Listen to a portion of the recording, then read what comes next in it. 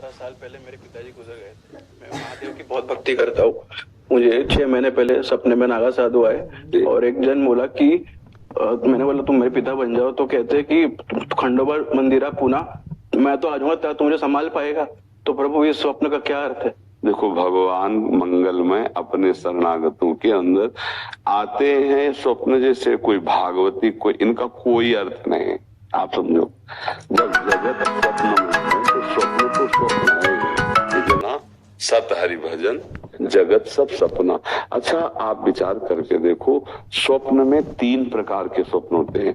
एक होता सात्विक जिसे आपने वर्णन किया, एक होता राजसिक जिसमें हम भोग भोगते हुए नजर आते हैं, एक तामसिक जिसमें लड़ाई झगड़ा मारकाट शुरू होती है, और एक होते बिल्कुल फेक, बिल्कुल व्यर्थ के, जिनका कोई मतलब नहीं होता। तो ये तीनों गुणों से आए हुए स्वप्नों में यदि कोई महात्मा आता है, कोई भगवान आते हैं, तो हम उसे भगवान की वृत्ति जो पवित्र है उसे कृपा समझते हैं, लेकिन हम उसको इस चिंतन में लेते हैं कि इसका मतलब क्या होता है।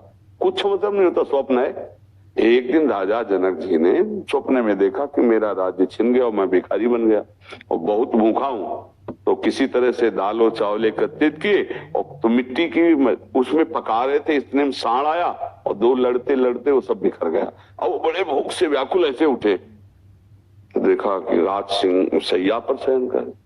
उनका ये सत्य कि वो सत्य जो अभी देख रहा था, भिखारी बना हुआ, और अभी देख रहा हूं कि राज सैया पर।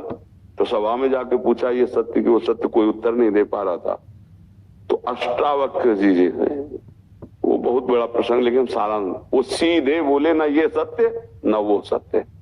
समझ रहे हो, ये भी असत्य है और वो भी असत्य है, इसलिए नाम जप करो, इनका कोई मतलब नहीं है। संत महात्मा भगवान आवे दर्शन दे, ये हमारे सात्विक भावों का फल है, जो हम गिरिराज जी में रह रहे हैं, जो हम भगवान की आराधना कर रहे हैं, तो इससे सब आएंगे। इसका कोई